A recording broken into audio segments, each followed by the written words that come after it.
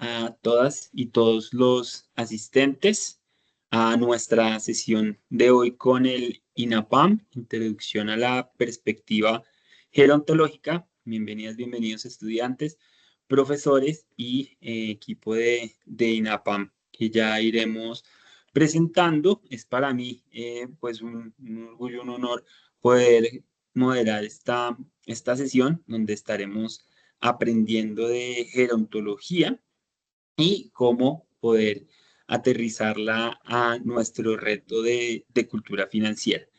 El día de hoy tendremos dos pláticas, una a cargo de la licenciada Analisa Gamble Sánchez Gavito y la segunda a cargo de la licenciada Jacqueline Tela.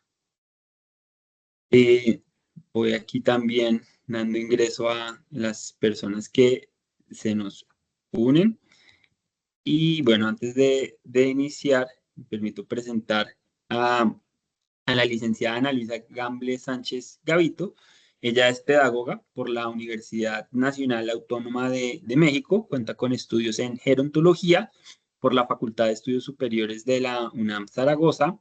Tiene un curso internacional de formación y supervisión de proyectos en gerontología por el Instituto de Migraciones y Servicios Sociales, INSERSO, de España y la Fundación Matia del País Vasco. Me encuentra con un curso de formación en gerontología social comunitaria de la Red Latinoamericana de Gerontología. Ella es especialista en el tema de envejecimiento y vejez desde hace 30 años. Desde diciembre de 2018 a la fecha, es la directora de gerontología del Instituto Nacional de las Personas Adultas Mayores y antes tuvo una experiencia de febrero del 1999 a noviembre de 2018 como responsable del tema de envejecimiento y vejez en el gobierno de la Ciudad de México, con especialidad en modelos de atención gerontológica, capacitación, sensibilización y atención a personas mayores en situación de vulnerabilidad. La licenciada Ana Gamble cuenta con varias publicaciones y participaciones en eventos nacionales e internacionales, entonces para mí un orgullo poder tenerte aquí, Ana, hoy en esta sesión. Te damos la bienvenida para tu plática. Muchas gracias. Muchísimas gracias. Bueno, voy a poner aquí mi cronómetro para disciplinarme con el tiempo. Bueno, pues agradecer al TEC de Monterrey el interés por el tema de personas adultas mayores. Van a ver que no somos seres extraterrestres, ya van a llegar, quien nos lo haya cumplido. Bueno, pues el objetivo de estas presentaciones que vamos a tener el día de hoy es, generar conciencia sobre lo que somos las personas adultas mayores, ¿no? Sobre nuestros derechos, ¿no? Nuestro lugar en la sociedad y bueno, hacer, digamos, sí, hacer conciencia, pues, de que todas y todos estamos en este proceso de envejecimiento y que, pues, mucho de lo que hacemos tiene que ver con que, pues, no le tengan miedo, no duele, ¿no? Es gradual, entonces, no es algo que amanezca un día y ya soy adulta mayor. Bueno, eso sí, el día que cumplo 60 años, ese día ya por ley soy persona adulta mayor. Entonces, bueno, voy a compartirles la presentación. Voy a pues, tardarme unos 45 minutos por si tienen alguna duda. Déjenme ahora ver. Bien. Ok, y ustedes me dicen si se ve, si no se ve. Ahí ya estamos Sí, viendo, todavía no en pantalla completa, pero ya se ve. bueno, estoy intentando ponerla en pantalla completa, pero no se deja.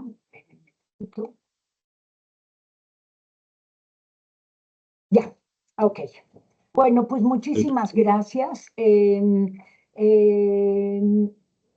Pues bueno, empiezo diciendo que tengo 66 años y que en el 92 empecé con el tema de profesionalmente con el tema de envejecimiento. Soy pedagoga por la UNAM y me interesó el desarrollo cognitivo en menores, o sea, en niños de niñas de 0 a 6 años, y la vida me llevó a que trabajara el tema de personas mayores de 6 0.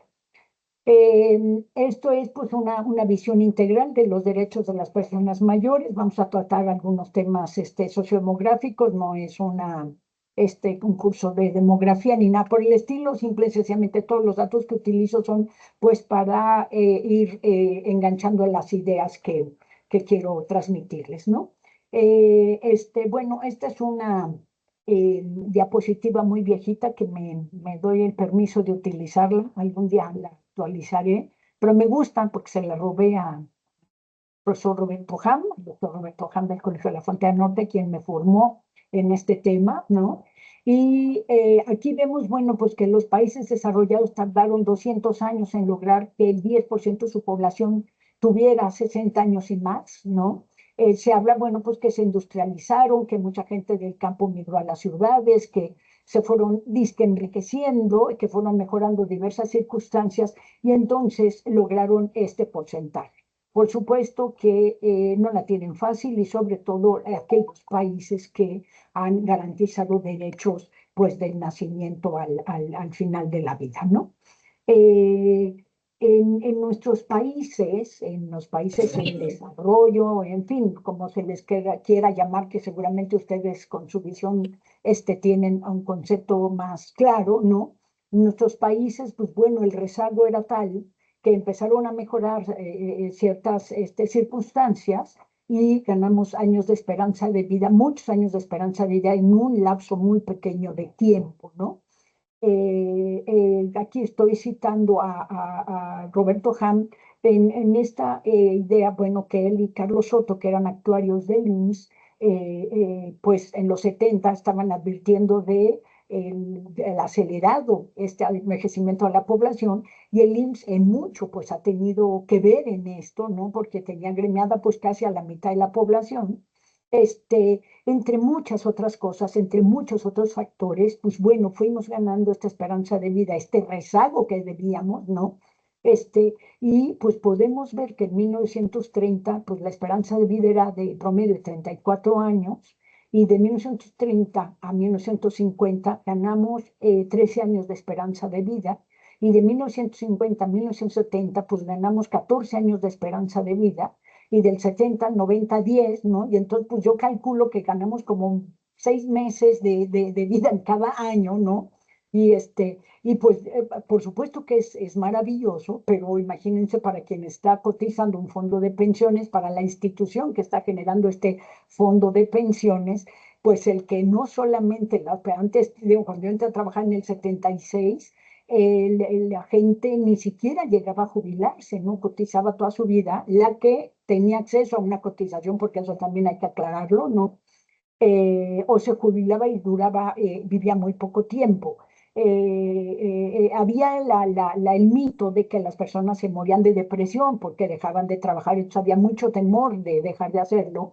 Y fíjense que yo en la vida pensé que me iba a dedicar a este tema y en esa época me llamó mucho la atención porque tenía un compañero que estaba a punto de jubilarse y realmente pues cuando va uno conociendo el tema pues la noticia, si hubiera sabido en ese momento, y le tengo una noticia, ¿no? Es que la esperanza de vida no da para más, ¿no? Entonces, bueno, pues del 90 al 2000, que son estos 10 años solamente, pues llegamos a 75,3. En el 2010 llegamos a 75,4 y en el 2020, en el censo 2020, llegamos a 75,2. O sea, llevamos 20 años estacionados en esta esperanza de vida, que si bien no se trata de que lleguemos a 20, 120 más, sino el tema es que, bueno, sí hay circunstancias que están evidenciando que algo está pasando y que estamos estacionados en eso. Deberíamos tener 3 o 4 años más de esperanza de vida en este momento. Y bueno, hay diversos factores que están influyendo, pero que tendríamos que tener en consideración, conocerlo. Aquí pues tenemos esta pirámide poblacional que esas me encantan, ¿no? Porque pues si vemos la de 1960, que es la de mi generación, yo nací en el 58, pues habíamos muchísimos nacimientos, ¿no? En esta década. 30 años después vemos cómo se angosta esta base de la población de menor, digamos, de 20 años, ¿no? Y también ya en 1120 pues va haciendo, en vez de pirámide, pues como una botella, ¿no? Y pretende para 2050 ser pues como casi un edificio, un rascacielos, ¿no? Esto lo menciono porque luego oigo a colegas, pues, colegas, bueno, decir que se va a voltear la pirámide poblacional y entonces eso pues no, nunca va a suceder, ¿no? Entonces, sí mencionar que digamos, este crecimiento tan reducido de personas, de niños, niñas, que bueno, nos va a marcar definitivamente nos va a marcar en muchos campos y nos va a marcar y nos va a meter un reto importante en la economía, porque finalmente necesitamos pues a gente joven que sea la que produzca, ¿no? Para poder tener a una población económicamente inactiva. Así es que bueno, en el tecnicismo, ¿no? Porque sabemos pues que siempre estamos aportando de alguna manera, ¿no? Eh, digamos, los gobiernos son los estados, son los que regulan y dicen cuántos van a nacer, cuántos no, cuántos se reduce, si no, por supuesto que en el mundo, más allá de un adoctrinamiento, pues sí hay un rechazo a tener hijos, ¿no? En la población joven, ¿no? Y es algo pues que en algún momento va a tenerse que motivar de alguna manera el que las personas tengan hijos. Yo remé muchos años y en 2 ocasiones viví en el Berlín democrático, en el que era socialista. Y en ese Berlín todas las parejas tenían 2 hijos por lo menos. ¿Cómo le hacían para tener niña y niño? No lo sé, pero la mayoría era así, ¿no? Y había mucho estímulo para estos nacimientos. Algunas parejas tenían hasta 3 hijos. Había mucho apoyo para tener estos hijos. Y con todo lo que se pueda criticar, cuando estas Alemanias se unieron, pues la Alemania democrática aportó muchísimas personas jóvenes a una Alemania que estaba ya en una crisis ¿no? de población, y esto hace casi 40 años, ¿no? Por eso les menciono, ¿no? Alguna vez un joven me dijo, ay, ¿qué va a pasar, no? Cuando ya no nazca nadie, le dije, no, pues eso no va a suceder, ¿no? Entonces, aquí lo importante es, bueno, es hacer ver esta mayor esperanza de vida y estas dinámicas poblacionales, cuánto van afectando a todos los ámbitos de la sociedad. Acá también destacar que las personas de 80 años y más han registrado un crecimiento importante. Eso nos habla pues de una longevidad que van teniendo las personas y que como Estado pues tenemos que tener muy en cuenta. En el 2020, bueno, se contabilizó que éramos más de 15 millones de personas de más de 60 años. El INEGI fue de los 8 países en el mundo que pudo concretar el censo previo a la pandemia, ¿no? Con pues, 8 millones de mujeres, 7 millones de hombres. Se calcula que para el año pasado habíamos ya 18 millones de personas mayores de 60 años que representamos en este momento, nos está representando casi el 14% del total de la población, ¿no? Ya llevamos varias décadas siendo el grupo que más rápidamente ha crecido y que se calcula que para 2040 pues seremos 30 millones de personas mayores de 60 años. Ay, ya. Pues ya vimos, ¿no? Con esta esperanza de vida, 75,2 años, 78 para las mujeres, 72 para los hombres. ¿Por qué vivimos más las mujeres? Todavía nadie sabe. Hay aproximaciones, pero finalmente decía un colega, el doctor Luis Miguel Gutiérrez Robledo, que era por nuestro estoicismo, ¿no? Seguramente nuestra necesidad de que el mundo no funciona sin nosotras, puede ser que estemos aferrándonos, ¿no? Pero bueno, finalmente otra característica es no siempre llegamos en buenas condiciones de salud y algo bien importante en esta capacidad funcional para hacer nuestra vida de manera independiente. Bueno, comento esto porque quiero destacar que esta ganancia de vida que muchas veces nos la presentan como un tsunami de las canas, nos lo presentan como, ¡ay, qué barbaridad, qué va a pasar!, ¿no? Este, pues es un logro perseguido por la humanidad, ¿no? Por las y los seres humanos desde que tienen inteligencia. Y en todos los miles de años que tenemos de presencia en el planeta, duramos con una esperanza de vida en promedio de 33 años hasta mediados del siglo pasado, ¿no? Entonces es algo a destacar, o sea, nos salió, lo habíamos calculado, no sé si lo habíamos calculado, o sea, no sé, pero lo tenemos que ver como un gran logro, ¿no? Uno, para llegar a los 60 años, sobrevivió a, dicen, no sé, 40,000 adversidades, cosas que se cruzaron en nuestra vida. Entonces, es algo que tenemos que celebrar, y tenemos que celebrar las personas que tenemos más de 60 años y las personas que no tienen que celebrar, que están rodeados de personas mayores de 60 años, ¿no?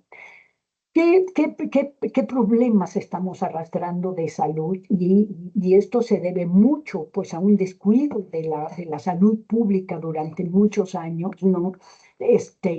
Y a un descuido del primer nivel de atención, a la promoción de la salud, a la información hacia la población y al acceso a diversos servicios, ¿no? Uno no puede culpar, responsabilizar a un grupo si no se le brindó el acceso a la salud, el acceso a medicamentos, el acceso a información, que pudieran ayudar a cuidarse o a velar por su salud, ¿no? Entonces, eso es una deuda que hay, que se evidenció en la pandemia terriblemente, ¿no?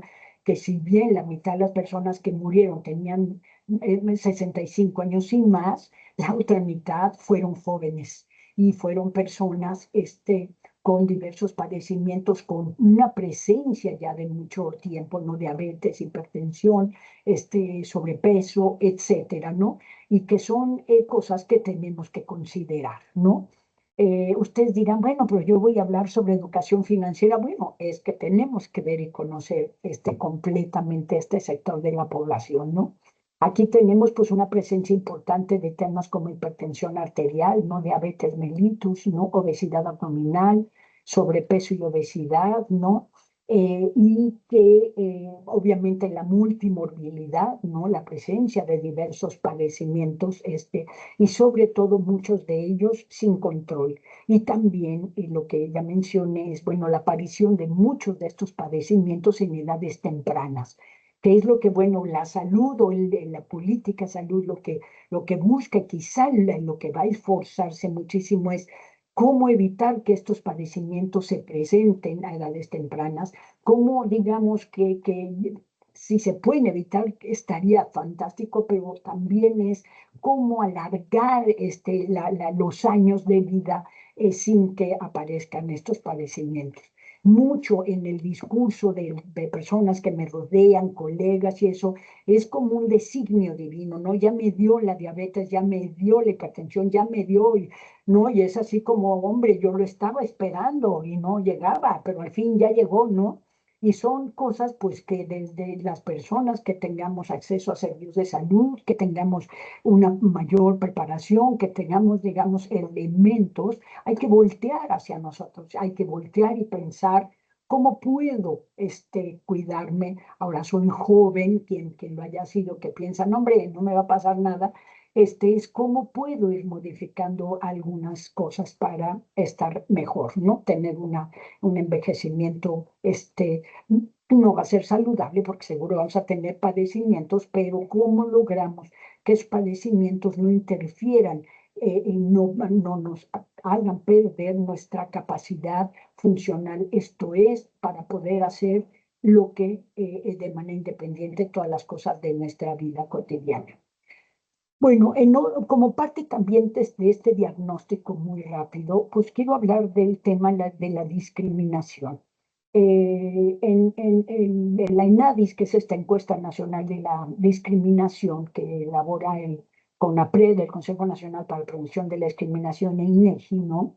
Pues nos hablan, aquí hay un dato bien interesante, ¿no? Que en el 22 el 38% de las personas mayores de 60 años opinaron que sus derechos se respetaban poco o nada. Fíjense que lo curioso es que la de 5 años antes, la del 17, era el 45%. Entonces, yo creo que se están haciendo, considero que se están haciendo acciones que están pegando a esta cultura, digamos, de la vejez o del envejecimiento, ¿no?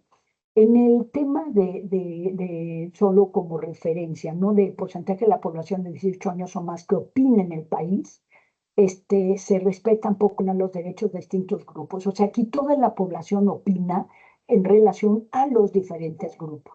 Y entonces vemos que el 72% de la población dice se discriminan las personas trans, el 65% dice se discriminan las personas indígenas, a las personas trabajadoras del hogar, a las personas gays o lesbianas, a las personas con discapacidad, y un 57% dijo, ay, se discriminan las personas adultas mayores. ¿Qué vemos aquí? Que discriminamos a todo el mundo. O sea, vemos que es un país que discrimina muchísimo y que hay que hacer un trabajo de introspección desde individual, familiar, comunitario. Si a mí me preguntan de un problema que interfiera en la dignidad de las personas, siempre digo la discriminación, porque la discriminación lastima, invisibiliza, segrega, daña, o sea, es un desprecio de ciertos sectores de la población sobre otros. Y siempre uso este refrán, que no sé si lo digo bien o lo digo al revés, de lo que me checa me choca o lo que me choca me checa, ¿no? Es cuánto desprecio en otros que seguro yo lo tengo, ¿no? Y que tenemos que hacer un ejercicio de disciplina, porque además ya la discriminación está sancionada, ya no es una concesión ni un favor, hay que erradicarla, ¿no? En nuestro discurso cotidiano, entre los chistes, cuando estamos con amigas, amigos, en la familia. Luego uno se vuelve medio odiado, ¿verdad? Ya no quieren que vaya uno a las reuniones o llega uno y se hace un silencio sepulcral y entonces dice uno, "Ah, aquí había conspiración, ¿no? ¿Cómo hacemos para cambiar esto? Y cómo, como les decía, es un ejercicio de individual y cómo hacemos para que en nuestra presencia eso no se haga, ¿no?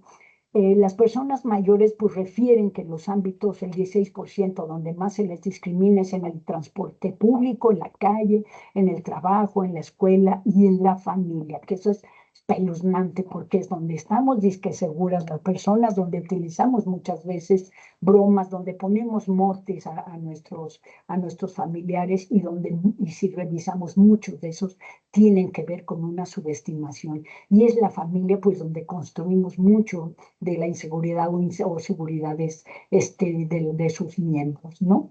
Y aquí, bueno, cada grupo se le preguntó y entonces, si ven, pues vuelve a repetirse, ¿no? O sea, las trabajadoras del hogar, el 57% dijo sí, me discriminan, las personas indígenas, personas con discapacidad, casi la mitad de las personas mayores, las mujeres, la mitad de las mujeres, adolescentes, jóvenes y personas en el extranjero.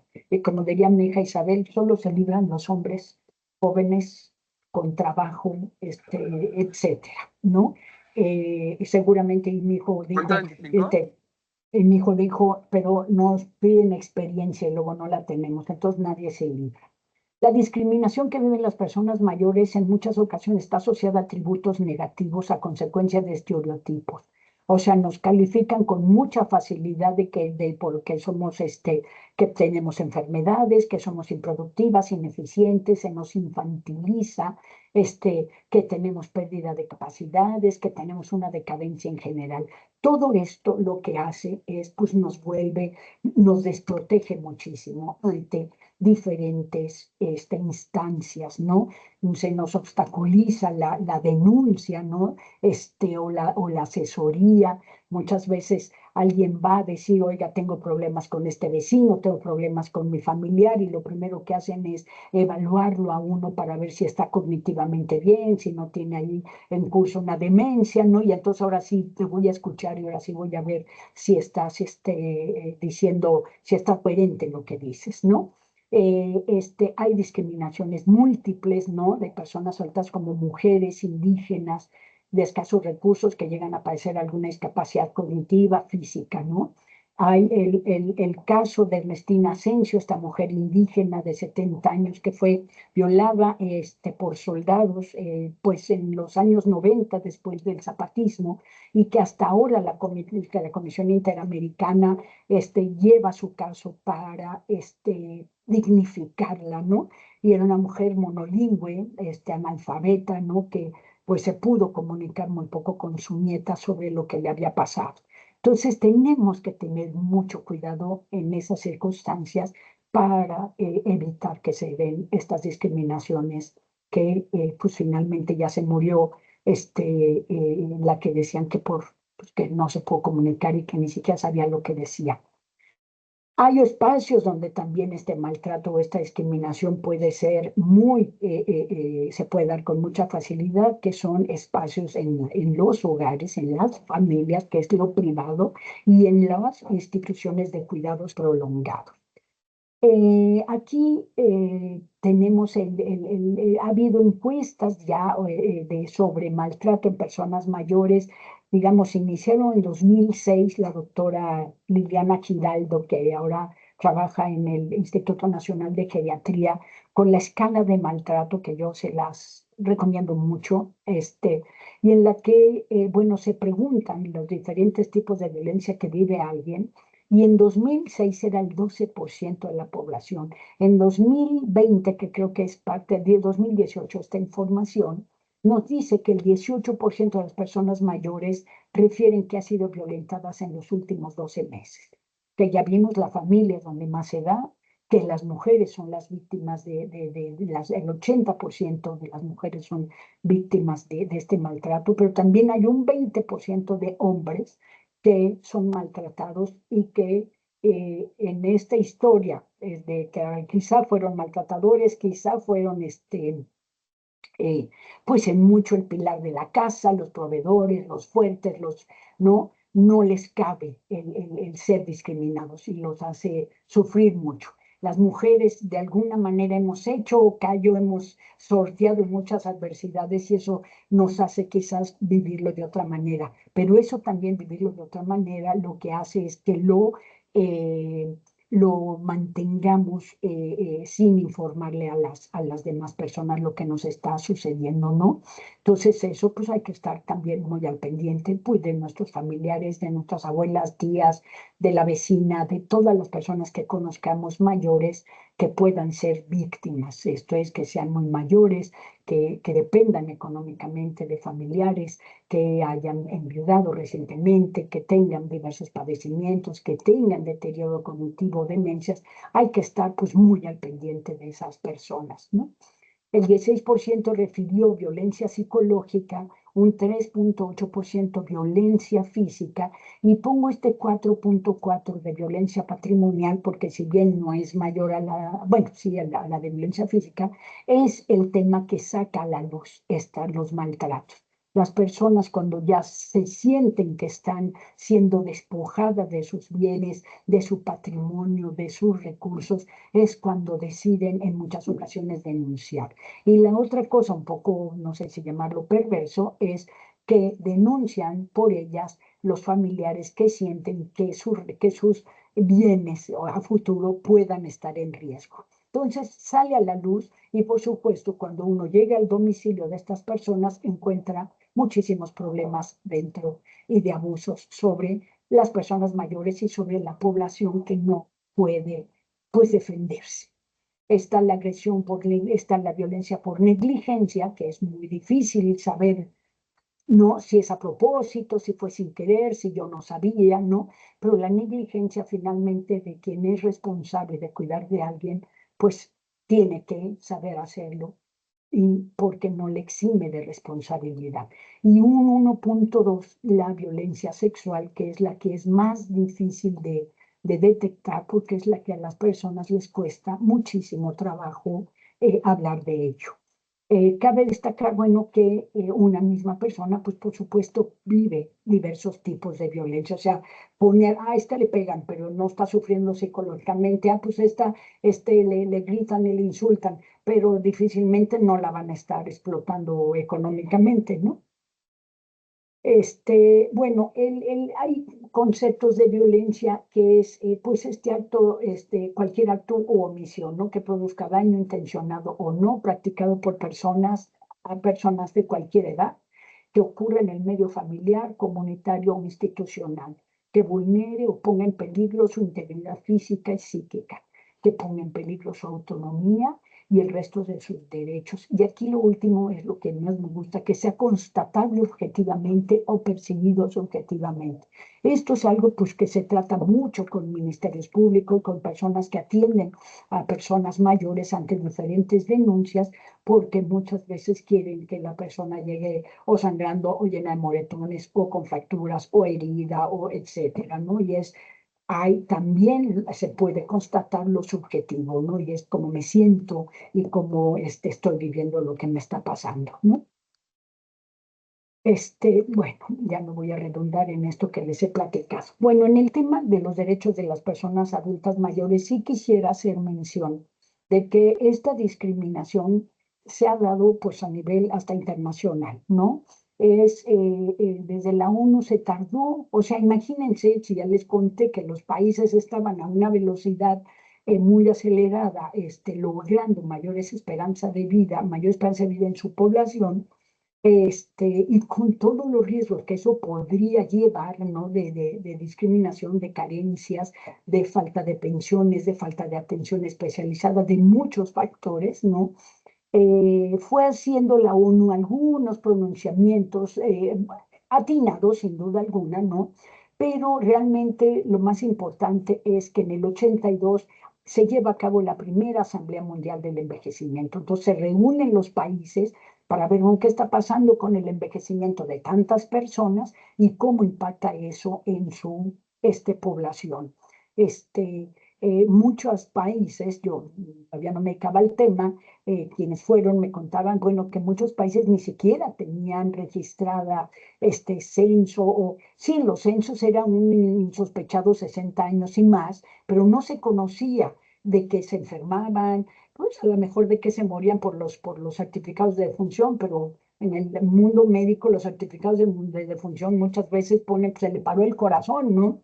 Entonces, no se sabían muchas cosas, su situación económica, de pensiones, educativa, en fin, y ahí se hace el compromiso de dar seguimiento y empezar a tener estudios en específico. Pero ahí lo que se reconoce muy importante es que esta calidad de vida es tan importante como la longevidad, ¿no? O que ya llegamos a esta esperanza de vida de mayor longevidad, ¿no? Y entonces ahora los países tienen que buscar que las personas puedan disfrutar en el seno de sus familias, de sus comunidades, una vida plena, saludable, segura, satisfactoria. Y acá un regalito, que digo yo, considerándoseles como parte integrante de la sociedad. Yo digo, bueno, pues sí, son los más antiguos en la sociedad, ¿no? Pero lo que no se dice, no se hace, lo que no se nombra, no se conoce. Entonces hay que hacer hincapié. Y aquí en esto del seno de sus familias y sus comunidades, pues es lo ideal, ¿no? Hay una concepción equivocada de que todas las personas a partir de cierta edad nos tenemos que ir a un asilo, a un albergue, a una residencia, ¿no? Cuando la mayoría, si se los preguntan o si nos preguntan, es queremos vivir en nuestra casa y como decía mi mamá, quiero vivir donde yo mande, ¿no? Entonces son pues cosas que tenemos que ir construyendo como política pública para lograrlo. ¿Qué pasa en el 91? Eso es un gran avance porque se adopta en el Pleno de las Naciones Unidas los principios de las personas adultas mayores, exhortando a los gobiernos para que las implementen en sus políticas, no programas. Esto es, casi ningún país tenía una legislación específica para personas mayores en el 91. Los países desarrollados y con mayores derechos garantizados refieren, yo no necesito poner una edad para garantizar el derecho a un ser humano o a un habitante de mi país, ¿no?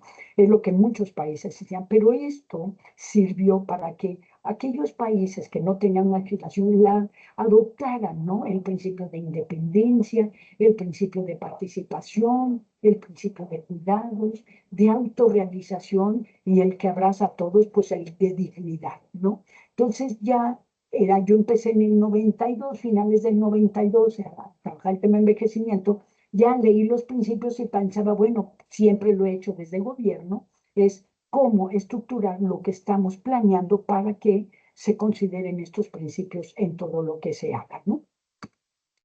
Y bueno, como si fuera poco, se vuelve a tardar 20 años la ONU en volverse a reunir y lo hace en esta segunda Asamblea Mundial del Envejecimiento en 2002 en Madrid, donde dicen, pues vamos a revisar qué pasó en estos 20 años y,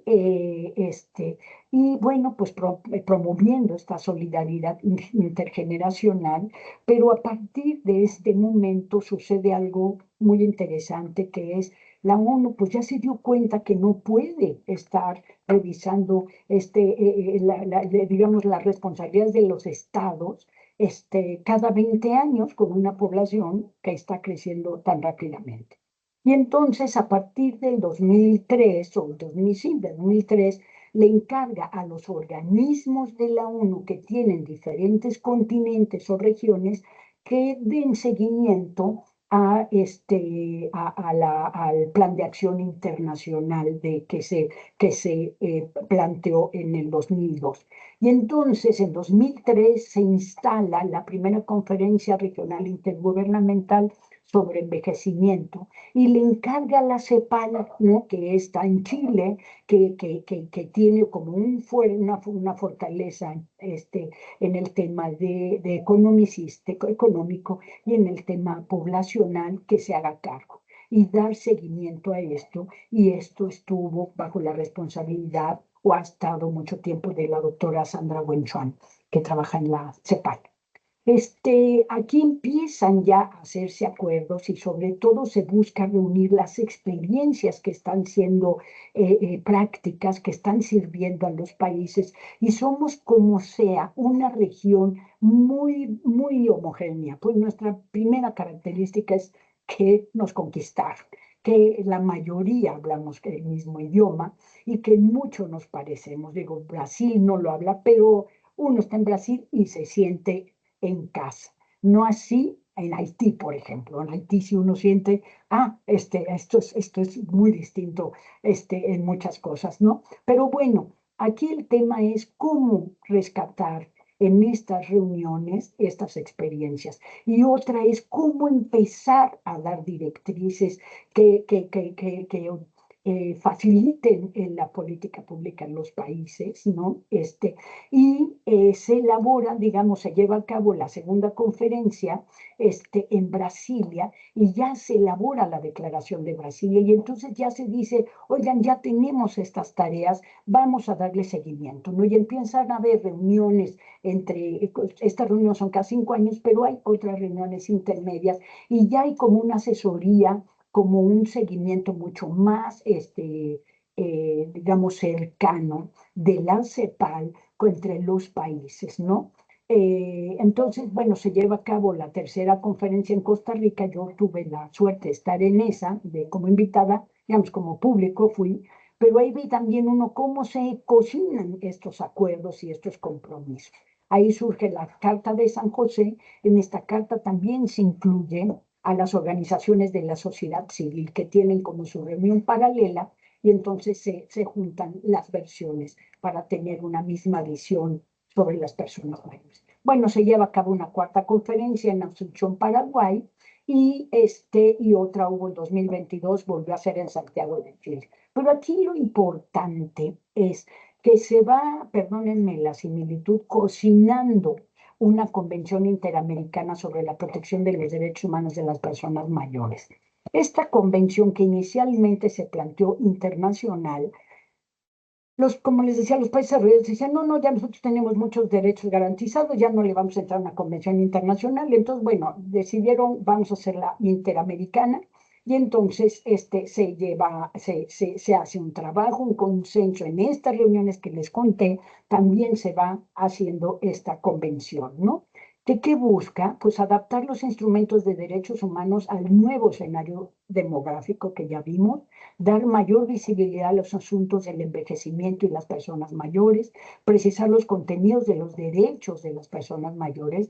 Tienen un especial cuidado esta convención sobre los cuidados, ¿no? Clasificar las obligaciones del Estado respecto a las personas mayores, eso también es importantísimo, ¿no? Por ahí hay las versiones de que es papá gobierno, no, no es papá gobierno, es el gobierno y su razón de ser somos la población, ¿no? Entonces, sí tiene que asumir las responsabilidades, sobre todo aquellos grupos que están más desprotegidos, y promover un enfoque de derechos humanos en las políticas y acciones dirigidas a las personas. Bueno, esta convención se aprobó en 2015, o sea, todos los países dijeron va, ¿no? Pero requería que la ratificaran, que la firmaran, y en eso los países se han tardado varios años. Por suerte, México la firmó en el 2023, la ratificó, y el presidente la mandó al Senado, el Senado la aprobó. En enero se publicó en el Diario Oficial, y el 28 de marzo se depositó en la Organización de Estados Americanos. Con esto, la convención, con esta firma, México es el 10º país en firmarla, y con lo cual se inicia el mecanismo de seguimiento y el comité de expertos comenzarán a evaluar los países. Entonces fue muy atinado, ¿no? Bueno, aquí la Constitución en 2011 refiere en esta modificación para los que trabajan derechos humanos, que no es mi caso, pero le he dado seguimiento. Pues en el 2011, en el artículo 1 de la Constitución, dice: los Estados Unidos mexicanos, todas las personas gozarán de los derechos humanos reconocidos en esta Constitución, y ojo, lo que más me importa en este momento también es en los tratados internacionales de los que el Estado mexicano sea parte. O sea, ya firmamos, ya tenemos obligación de aplicar esta convención, de actualizar nuestra legislación y considerarla en nuestros programas. Bueno, desde 2002 hay una ley a nivel federal de las personas adultas mayores, cuyos principios son de autonomía, autorrealización, participación, equidad, corresponsabilidad, atención preferente, igualdad sustantiva. Si ven, algunos de estos principios son los que se aprobaron en el 91, en la ONU. Están pues todos los derechos que tenemos las personas adultas mayores, que pues tenemos que conocerlos para poderlos exigir. En la ley también habla de los derechos, y habla de qué instituciones están obligadas a garantizar. Bueno, ¿qué hace INAPAM, digamos, en toda esta tarea? Bueno, el INAPAM nace en el 79 como Instituto Nacional de la CENICTUR, que era el INSEN famoso, y estuvo sectorizado a salud. En el 2002 se cambia el nombre por Instituto Nacional de la Plenitud, pero a las personas mayores no les gustó, y en 2002 se crea la Ley de los Derechos de las Personas Adultas Mayores, lo cual es un gran avance. En esta ley se crea, ya aparece el INAPAM, y ya aparece como parte de la ley, como un órgano rector de la política nacional, y sectorizado como debe ser a desarrollo social, ¿no? En estos días a bienestar, ¿no? Y la política pública para personas mayores, pues se enmarca en lo que se constituye como construir un país con bienestar. Tenemos como lo más grandote y lo más grandioso, pero es uno de los factores de atención integral a la pensión de bienestar para las personas adultas mayores, que actualmente tiene a 12,5 millones de personas, entre las que estoy yo, una pensión cada 2 meses de 6,000 pesos, y es un derecho constitucional a partir de abril del 2020. También, bueno, parte de la construcción de esta política pública se está realizando atención médica casa por casa, se está haciendo un censo de las personas mayores, se está revisando su situación de salud, y de ahí se generará un programa de visitas médicas domiciliarias para aquellas personas que no pueden acudir a un servicio de salud. Atención médica y medicamentos gratuitos, se está logrando. Bueno, esto es lo que se necesita para tramitar la pensión. Yo lo que pido es métanse a la página de bienestar para los requisitos y para inscribirse para quien aún no la tiene. Y bueno, ¿qué colabora el INAPAM? Pues estamos generando en todo nuestro trabajo una cultura de la vejez y el envejecimiento activo, ¿no? Esto es pues que estemos inmersos en todos los ámbitos de la sociedad. Tiene que tener una perspectiva de derechos, una interculturalidad de género y obviamente no discriminación. Gerontologización del servicio público, así también de todo el conocimiento, ¿no? Estamos trabajando con universidades, con instituciones de educación superior, para que en su currícula comiencen a incorporar la perspectiva de vejez y envejecimiento y se analice todas sus materias con esta perspectiva. Finalmente, este es el siglo del envejecimiento, no podemos ya voltearnos y no darle la espalda a este proceso que está viviendo la población, como les decía, que afecta en todos los ámbitos de su vida. Y afecta, no hablo de mal, sino que toca todos los ámbitos de la vida de la sociedad, ¿no? Incorporación de perspectiva de vejez y curso de vida en las políticas públicas, participación en la creación del Sistema Nacional de Cuidados. Estamos nosotros colaborando en lo relativo a personas mayores. Se tendrá que hacer una ley general de protección de los derechos de las personas mayores y armonizarse las leyes. Impulsar que se instalen los consejos de personas mayores.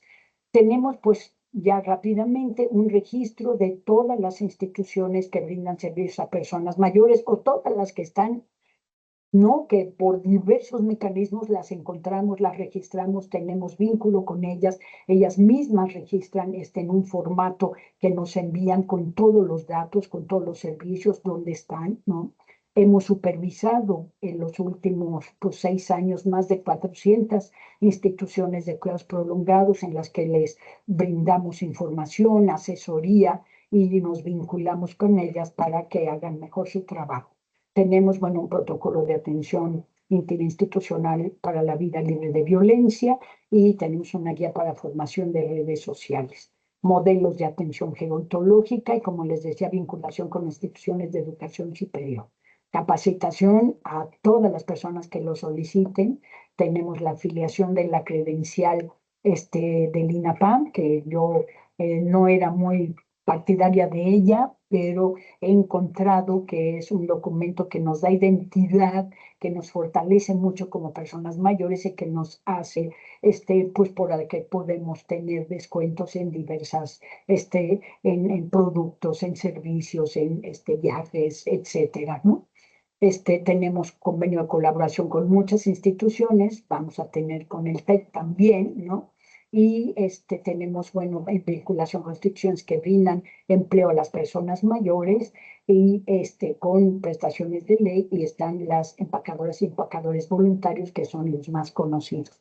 Cuenta con 6 albergues de estancia permanente, 4 en la Ciudad de México, 1 en Tuxtepec, Oaxaca y 1 en Guanajuato, 6 residencias de día, 4 centros culturales, más de 3,000 clubes, que es donde ustedes van a trabajar seguramente, y un centro de atención integral, y ya acabé.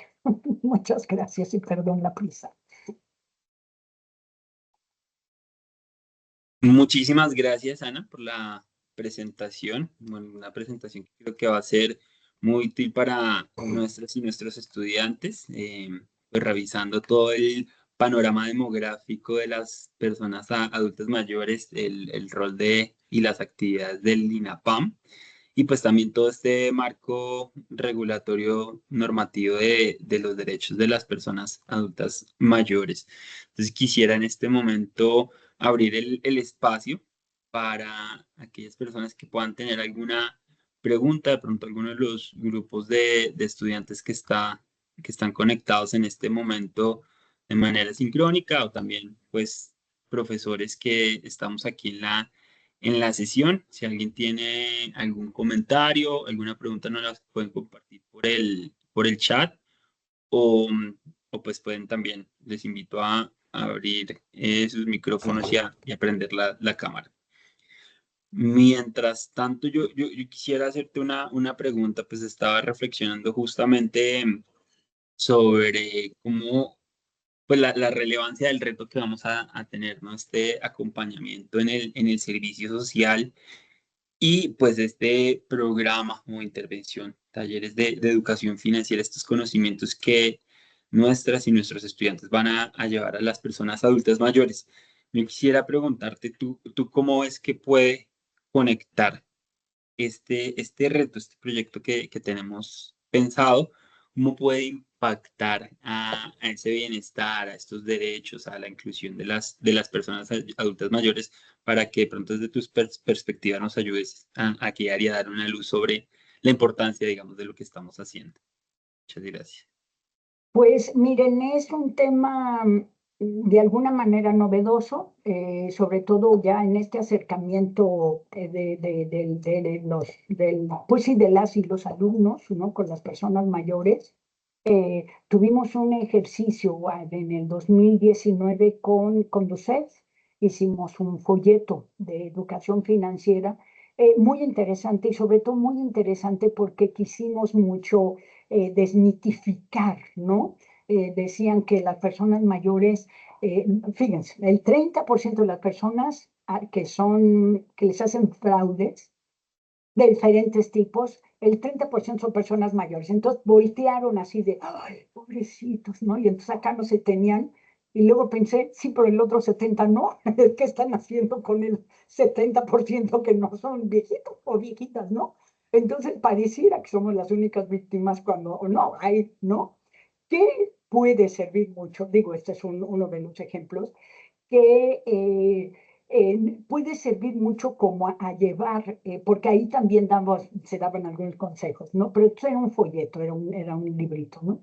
Puede ser de mucha utilidad porque quizá uno es medio desmadejado con el control de sus recursos y por ejemplo, mi hija tiene un Excel que siempre me dice, te lo voy a pasar, que ni yo, no, en el teléfono, ¿no? Este, uno se resiste un poco, ¿no? Porque pues, uno es que si yo llevo mi hojita y mis cosas, habrá que ver, pues, pero se me hace una iniciativa novedosa, se me hace de vanguardia y muy del TEC de Monterrey, ¿no? Muy, muy de ustedes, muy de esta, pues traen esta innovación en su, digamos, como parte de sus objetivos. Entonces, me parece bien y yo agradezco de veras que volteen a vernos a las personas mayores, no nos volteen a ver como pobrecitos, vamos a ver qué hacemos por ellos, ¿no? Porque finalmente producimos, gastamos, no estamos inmersas en todo esto, pero sí nos va a servir mucho que volteen a vernos y que nos den información de utilidad para esto, ¿no?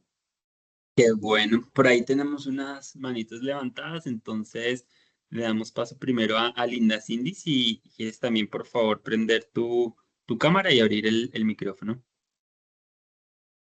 Hola, buenas tardes a todos. Muchísimas gracias por la plática. De Campus San Luis, una de las alumnas pregunta, ¿cuáles son los problemas financieros que mayormente se encuentran y de qué forma les gustaría que pudieran ser ayudados siendo estudiantes de finanzas? Ay, pues son infinitos, yo me imagino, pues una de las cosas, es quizá la que como vamos envejeciendo, nos vamos pauperizando o pauperizando, no me acuerdo bien cómo se dice, ¿no?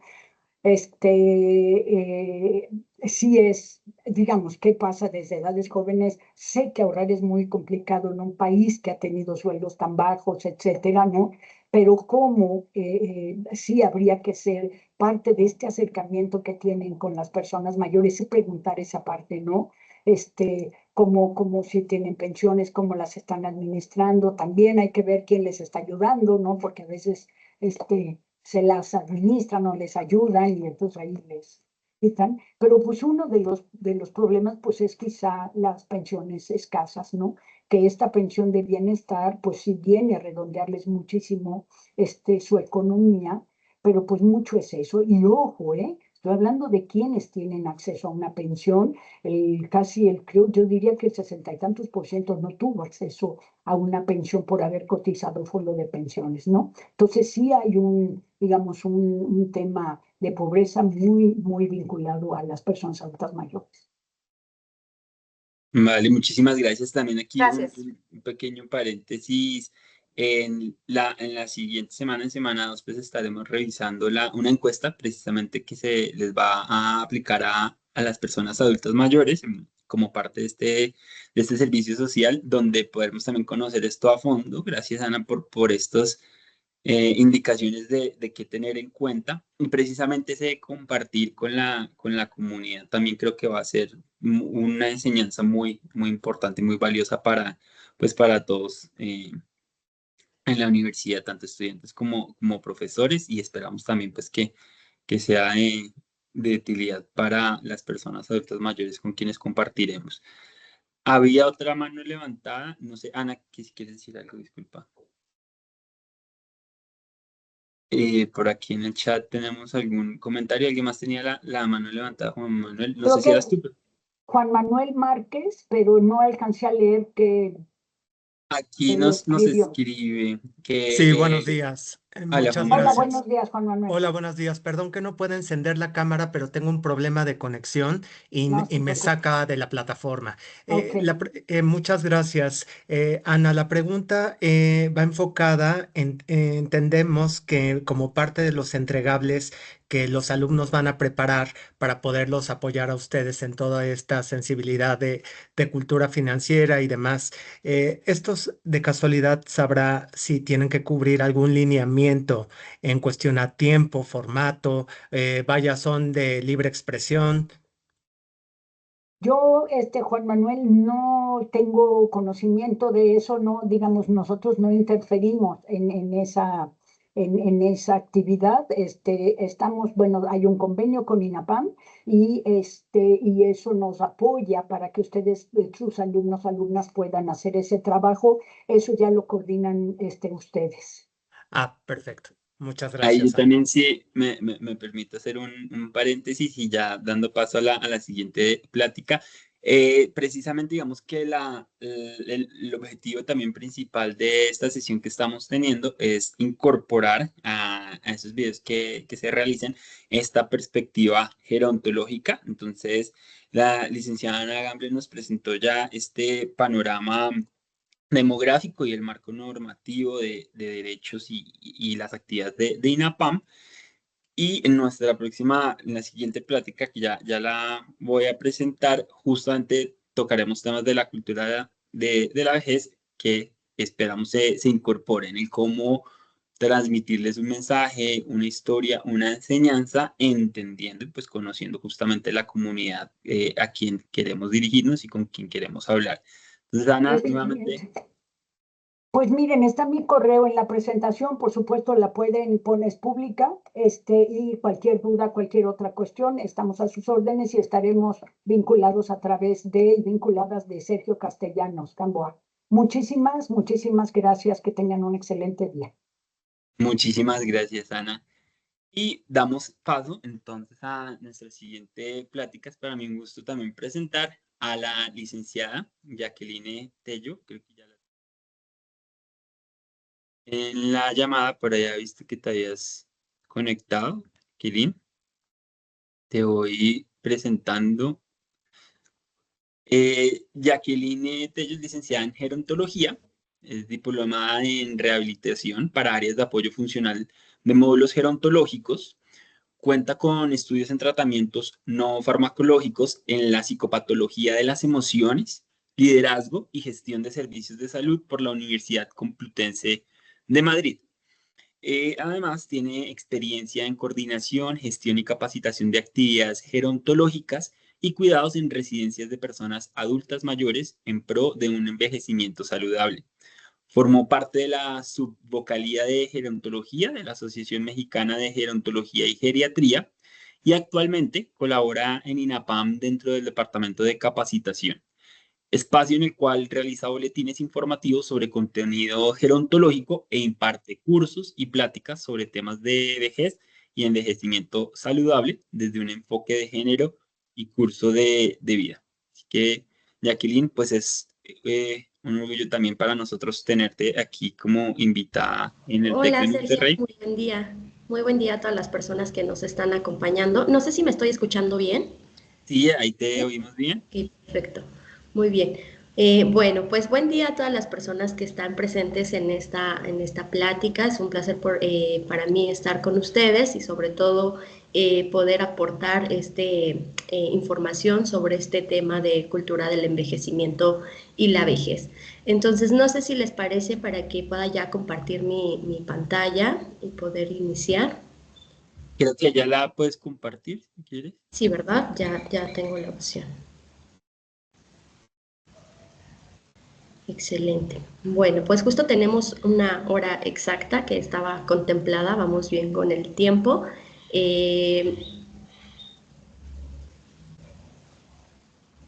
Permítanme un momento.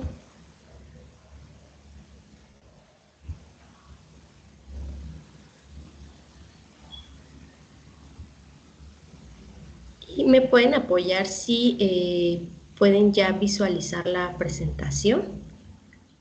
Creo que en este momento se está cargando. Se ve que ya compartiste la pantalla, pero aún no vemos la presentación.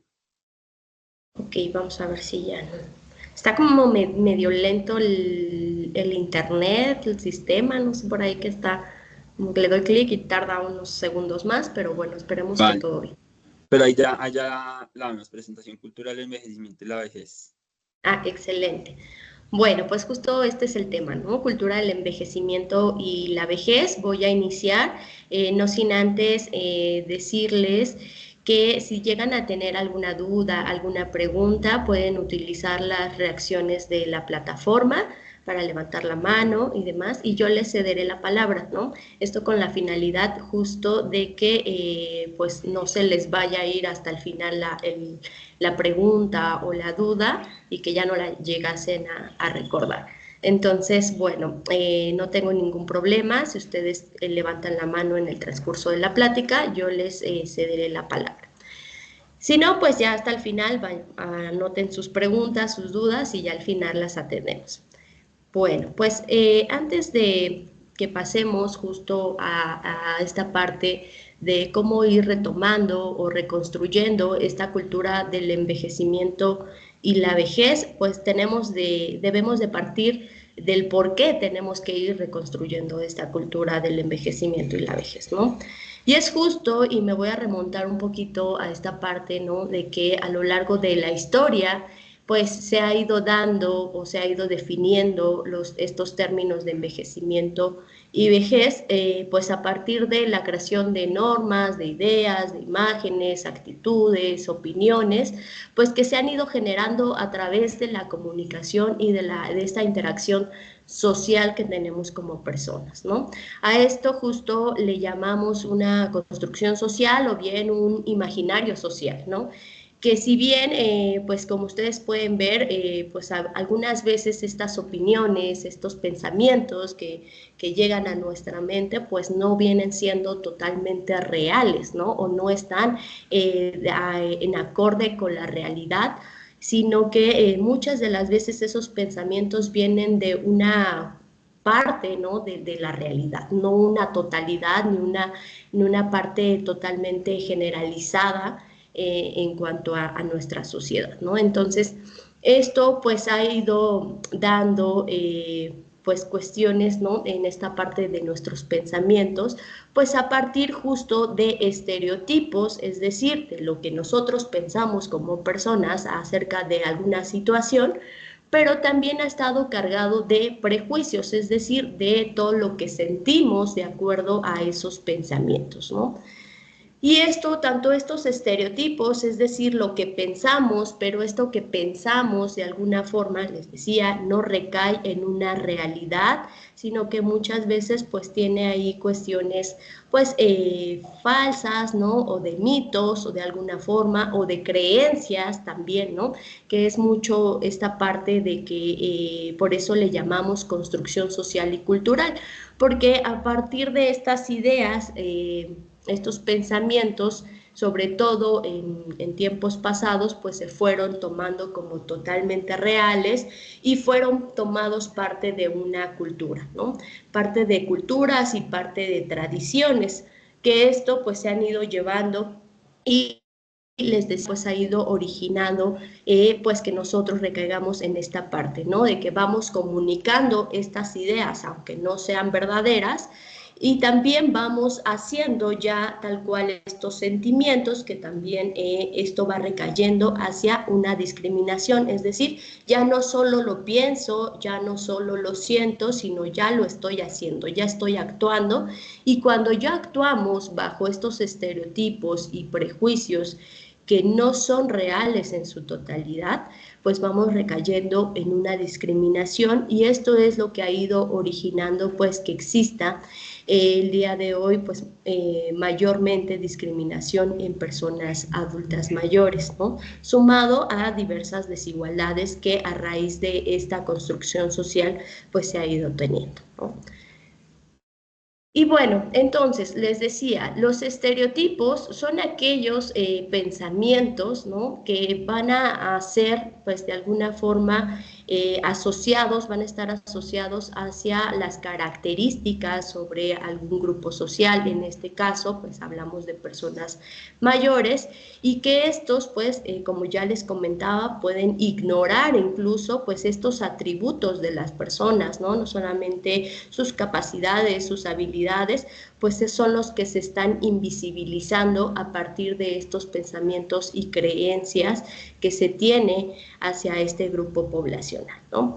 ¿Cuáles son algunos de los estereotipos que se tienen en cuanto a personas adultas mayores? Bueno, pues los primeros estereotipos que tenemos, si yo en este momento les dijeran, a ver, vamos a hacer un ejercicio en donde me digan lo primero que venga a su mente sobre personas adultas mayores, en muchas de las ocasiones los primeros pensamientos que están presentes, pues son estos, ¿no?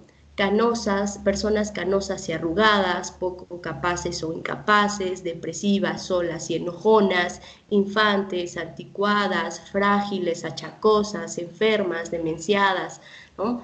Y de alguna forma, pues todos estos pensamientos, pues son los que hemos ido escuchando, ¿no?, a lo largo también de nuestra educación, de nuestra vida, pues son términos que se han ido asociando a personas adultas mayores, pero que no nos hemos detenido como a saber si esto es real o no es real, ¿no?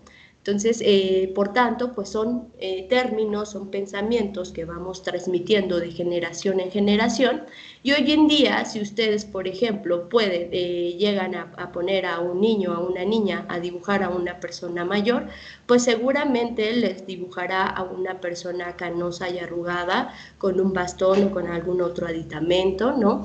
A lo mejor sola, a lo mejor enojada, ¿no? Porque es la imagen que nos han estado mostrando de la vejez, ¿no?, en cuanto a personas adultas mayores. Y entonces los estereotipos pueden ser tanto negativos, es decir, estos pensamientos que estamos comentando, pero también pueden ser muy positivos. Ya decíamos, estereotipos pues recaen en estas polaridades, ¿no?, tanto muy negativas, pero también muy positivas, que aunque sean muy positivas, siguen recayendo o recaen en una discriminación hacia las personas adultas mayores, ¿no? Por ejemplo, ¿cuáles serían estos pensamientos, estos estereotipos muy positivos? Pues considerar que todas las personas adultas mayores, y estoy englobando, ¿no?, todas las personas adultas mayores son sabias, son amables, ¿no? Y entonces el problema justo está en esto que les estoy diciendo, generalizamos, ¿no? Y entonces al momento de generalizar, pues no existe esta realidad, ¿no? Porque no está presente en todas las personas, ni todas las personas están depresivas ni solas, ni todas las personas son muy amables, ¿no? No todas las personas mayores son amables, ni están depresivas o solas. Entonces, estos estereotipos, pues sin duda han ido encaminando a esta discriminación que se está viviendo hoy en día, ¿no? Y sobre todo que pues se ha utilizado no solo las ideas y pensamientos, sino como decíamos en la diapositiva anterior, ¿no?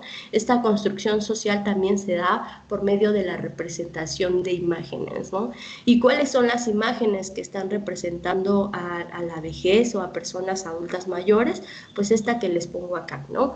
Una persona con un aditamento, totalmente encorvada, o personas solas, demasiado tristes, ¿no? O personas incluso ya refiriéndonos a que necesitan una asistencia, ¿no? Ya con alguna persona cuidadora o alguien ahí asistiéndola. Entonces, estas son las imágenes, pues, que hoy en día están representando las personas adultas mayores, y es donde nos tenemos que ir deteniendo y lo que tenemos que ir cambiando si queremos avanzar justo en garantizar este primer derecho, que es el derecho a la no discriminación y a la no violencia hacia las personas adultas mayores, ¿no? Entonces,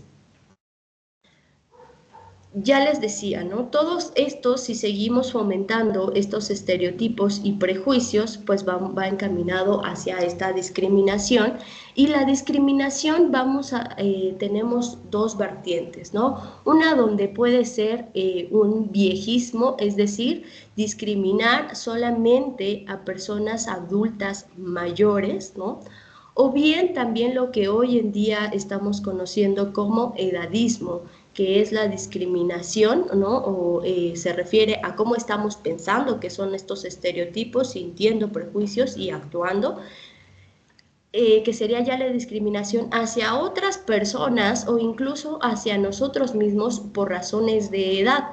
Ya no es por ser persona mayor específicamente, ¿no? Sino porque estamos cumpliendo años, ¿no? Entonces, ya si vamos a cumplir años, tenemos esta idea de ya me estoy haciendo viejo o ya estoy envejeciendo incluso, ¿no? Porque a veces no conocemos los términos adecuados, y entonces utilizamos esta parte para decir que ya estamos viejos, que ya estamos envejeciendo, que ya vamos a estar achacosos, ¿no? Entonces esta parte, pues todo esto corresponde a un edadismo autoinfligido, es decir, ya ni siquiera lo estoy haciendo hacia otras personas, sino que está haciendo hacia nosotros mismos, ¿no?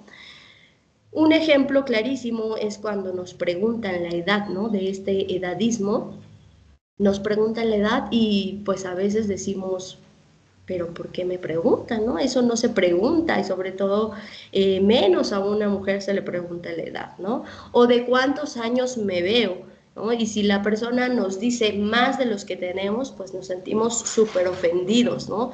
Si nos dice menos, pues ya, todo bien, ¿no? Pero esto es justamente un edadismo autoinfligido, es decir, estamos pensando que cumplir años está siendo algo malo, ¿no? Algo desventajoso, algo desfavorable, algo pues que me está causando incluso miedo, ¿no? Entonces todo esto pues recae a este tipo de edadismo autoinfligido. Existe el siguiente, que es el interpersonal, ¿no?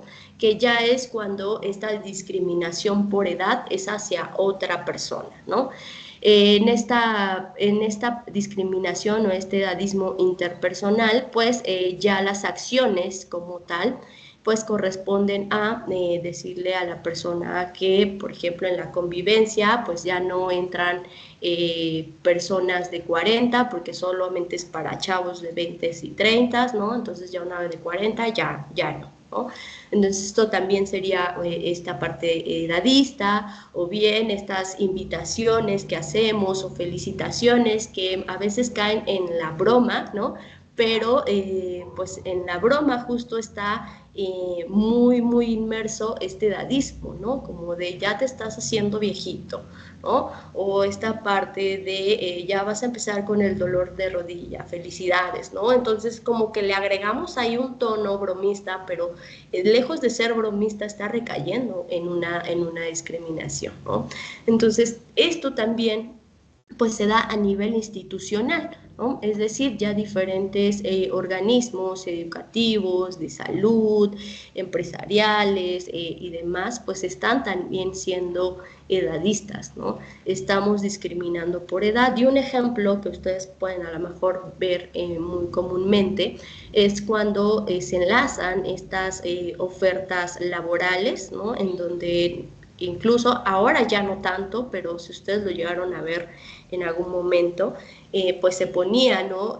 La edad de 20 a 35, ¿no? O de 30 a 45, pero no excedía de 50 ni personas mayores, ¿no? Sino, ¿pero por qué? Pues porque si contrato a uno de 60 ya no va a poder, ya no, pues ya no va a ser más productivo, etcétera, etcétera, ¿no?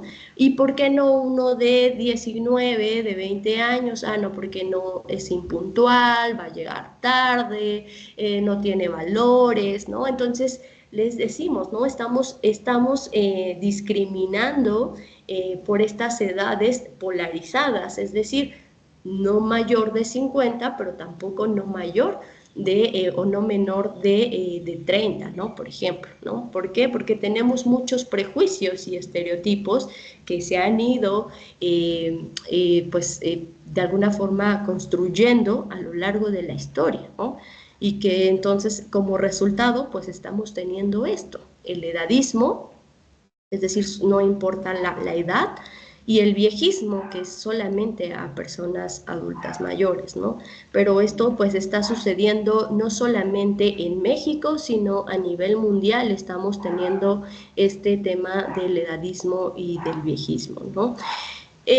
Por ejemplo, ustedes, si se pueden un poco investigar en Europa, por ejemplo, en países por allá, pues las personas adultas mayores son pues muy valoradas, muy respetadas y demás. Y ahí quienes tienen este mayor edadismo es hacia personas jóvenes. Hay mayores prejuicios y estereotipos hacia personas jóvenes adolescentes que hacia personas adultas mayores, y son quienes están teniendo más esta parte de discriminación por edad, ¿no? Entonces, esto sería como las cuestiones, y pues estamos teniendo muchísimas consecuencias por esta discriminación que se está teniendo sobre todo hacia personas adultas mayores, ¿no? Una de ellas, que justo ya Ana nos ha ido compartiendo en su presentación, ¿no? Cómo ha estado presente o está presente este maltrato hacia personas adultas mayores, ¿no? A partir justo de estos estereotipos, de estos prejuicios, del tú ya no puedes y demás, pues se ha ido incrementando, ¿no? A niveles en donde ya no solamente estoy discriminando, sino que ya estoy maltratando a la persona mayor, ¿no?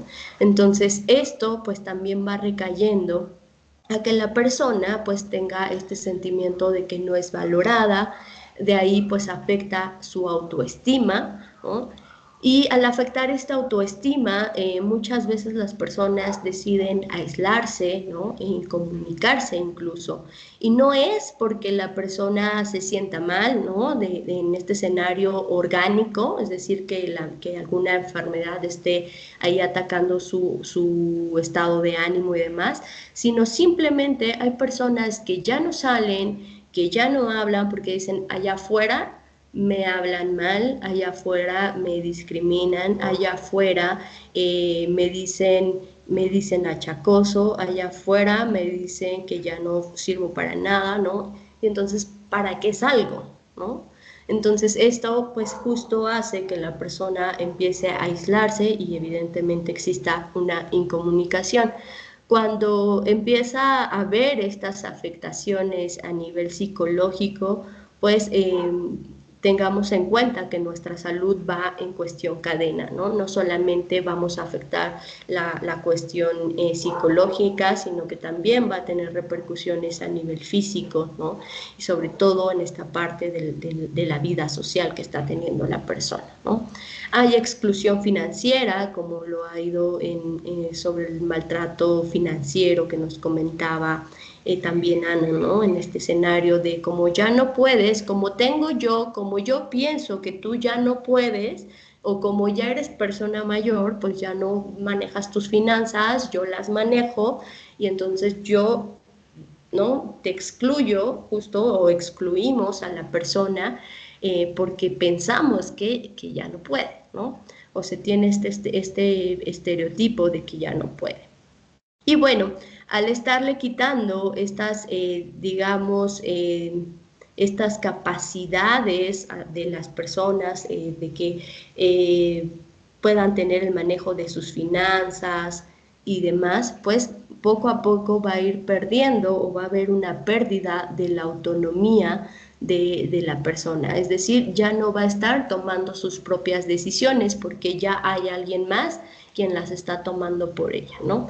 Entonces esto, pues de alguna forma, también les decía, pues tiene repercusiones y en algún momento pues se va creando también esta dependencia, ¿no? O incluso hay personas mayores que a lo mejor ustedes han escuchado, dicen, yo ya no puedo, ¿no? Yo ya no puedo y mejor necesito que alguien más me lo haga, ¿no? Entonces esta parte de en qué momento ya no pudo, porque a lo mejor sí está teniendo esta capacidad, solamente que no se le ha dejado o no se le ha enseñado, ¿no? Entonces esto pues va repercutiendo, les decía, y vamos hacia una dependencia.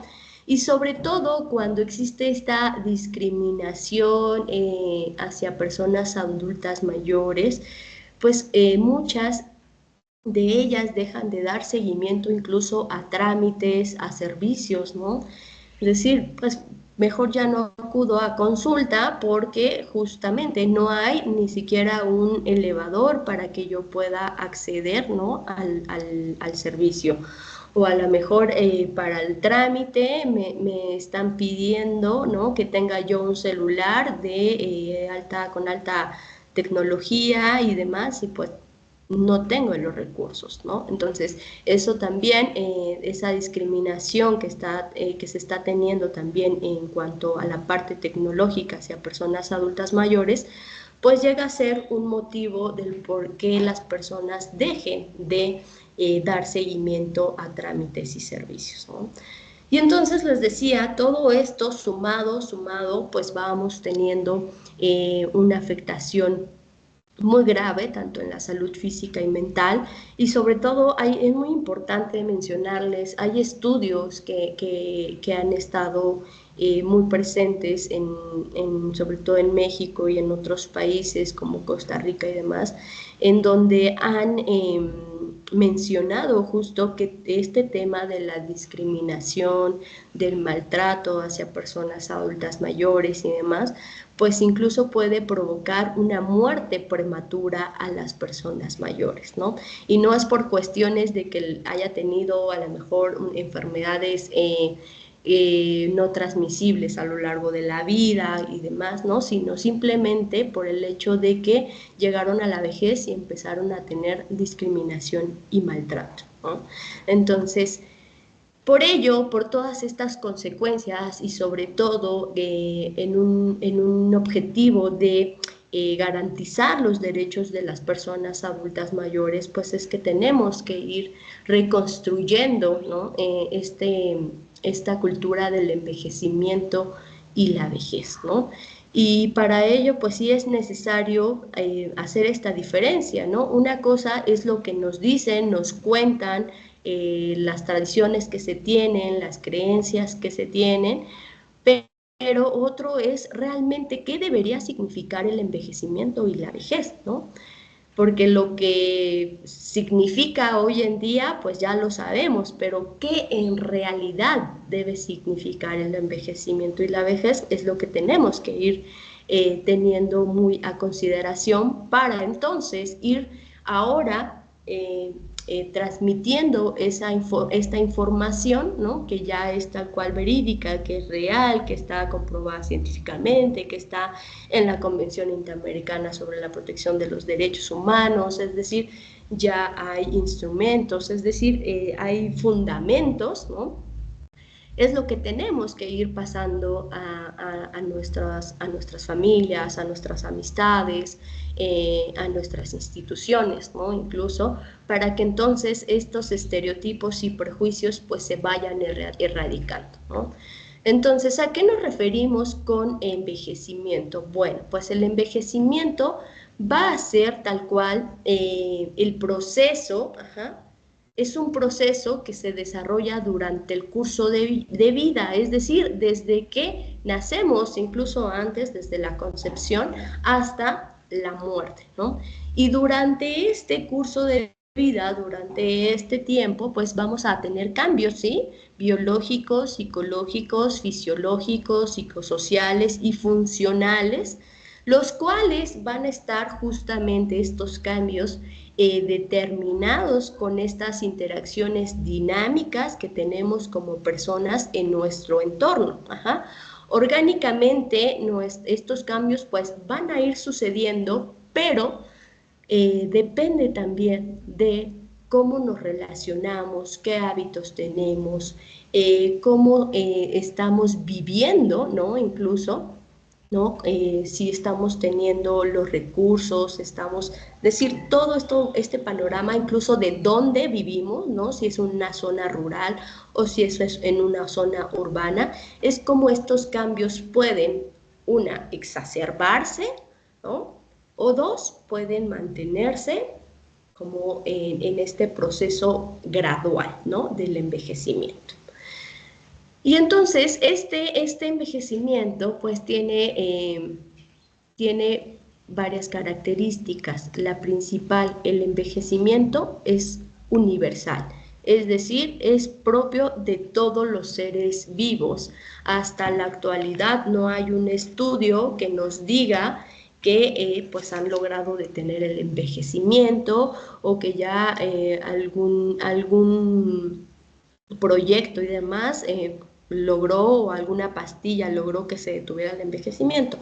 Hasta la actualidad no existe y por lo tanto sigue siendo universal. Es heterogéneo, es decir, es específico en cada persona. No todas las personas que estamos, por ejemplo, en esta sala virtual, estamos envejeciendo de la misma forma, ¿no? Hay personas que a lo mejor están realizando ejercicio todos los días, alimentándose saludablemente, llevando y relacionándose sanamente, ¿no? Pero hay otras personas a lo mejor que por el tiempo, por el trabajo, están pues con mucho estrés, a lo mejor con algún tema de ansiedad, a lo mejor con algún estado de ánimo bajo, ¿no? Y esto va a suceder en cada día, no siempre. Por eso les digo, pues es heterogéneo, no todos vamos al mismo ritmo, cada quien va a su propio ritmo de envejecimiento. Y sobre todo, y muy importante, pues es irreversible, lo que les comentaba, no puede detenerse, ¿de acuerdo? Entonces, estos serían como las 3 características específicas de este envejecimiento, pero sí quiero que quede claro que el envejecimiento es un proceso. ¿Por qué? Porque hoy en día estos pensamientos, esta construcción social que se ha ido haciendo del envejecimiento, pues hay ocasiones que se llega a escuchar que el envejecimiento empieza a los 30 años, ¿no? O que se les llama, o que solamente cuando decimos envejecimiento va dirigido hacia personas mayores, ¿no? Como nosotros nos excluimos de esta parte del envejecimiento, y no es así. El envejecimiento es un proceso, todos estamos envejeciendo. Ahora sí, entonces, ¿qué sería la vejez? ¿Será sinónimo de envejecimiento? Porque muchas veces así lo usamos, ¿no? Esta construcción social pues también nos ha llevado a que envejecimiento se considere un sinónimo de vejez, y no es así, ¿no? La vejez va a ser el término que se refiere a la última etapa del curso de la vida, ¿no? Y que esta etapa pues incluso pues está conformada por las etapas anteriores, es decir, niñez, adultez y demás, ¿no? Entonces, de acuerdo con la Organización de las Naciones Unidas, se considera que las personas adultas mayores en México son a partir de los 60 años, ¿no? Y ya en países ya desarrollados, por ejemplo, todos los países asiáticos, europeos y demás, pues se considera que las personas adultas mayores son a partir de 65 años, ¿no? Entonces, ahí está la diferencia, justo. Envejecimiento es todo un proceso que está a lo largo de todo nuestro curso de vida, y la vejez solamente es esta última etapa de esta vida, ¿de acuerdo? Entonces, si lo hablamos ya tal cual de esta forma, como les he ido mencionando, pues es importante considerar que no todas las personas, como ya les había mencionado, estamos envejeciendo igual, ¿no? Pero también es importante decirles que en la etapa de la vejez, pues también cada persona la vive de diferentes formas, ¿no? Entonces, por ello es importante también saber que incluso si queremos llamarle vejeces, considerando las diferentes formas en las que las personas van viviendo esta etapa de la vida, pues es acertado, ¿no? Por ello es también muy bueno referirnos no solamente como vejez, sino como vejeces, considerando esta diversidad, ¿no? Y bueno, es importante mencionarles que hay campos específicos que estudian este envejecimiento y las vejeces. ¿Cuáles son esos campos que lo estudian? Bueno, uno de ellos es la gerontología, que se encarga justo de este estudio en los diferentes aspectos, tanto físico, biológico, social, psicológico, ¿no? Y que pues no es necesariamente que intervenga en la etapa de la vejez, sino como es encargado de todo este proceso de envejecimiento, pues aborda todos estos aspectos para llegar a una vejez, o que se mantenga una vejez pues saludable, ¿no? Abordando las diferentes necesidades también de las personas adultas mayores. Entonces, estos son bueno, este es el campo principal. Ya si nos queremos ir como un poquito más lejos, porque a veces se confunde la gerontología con la geriatría, pues son campos totalmente diferentes, ¿no? La geriatría va más encargada hacia la parte clínica, ¿no? Hacia la parte del tratamiento y del diagnóstico de enfermedades, de rehabilitación, y la gerontología va más hacia la parte preventiva, ¿no? Hacia la parte de crear estrategias no farmacológicas a lo largo de todo nuestro proceso de envejecimiento para llegar a tener esta vejez, ¿no? Saludable. Entonces, hasta aquí todo claro, vamos bien, me regreso. De mi parte todo bien, pero no sé si haya preguntas por aquí, comentarios de pronto de las estudiantes. Si alguien tiene alguna duda, alguna pregunta, también las pueden ir compartiendo por el chat y así se las vamos compartiendo a Jacqueline. Pero creo que por ahora vamos todos muy, muy bien. Ok, perfecto. Bueno, pues entonces seguimos.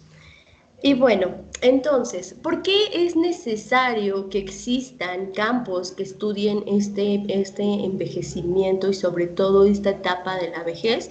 Bueno, porque hoy en día estamos teniendo un envejecimiento demográfico, ¿no?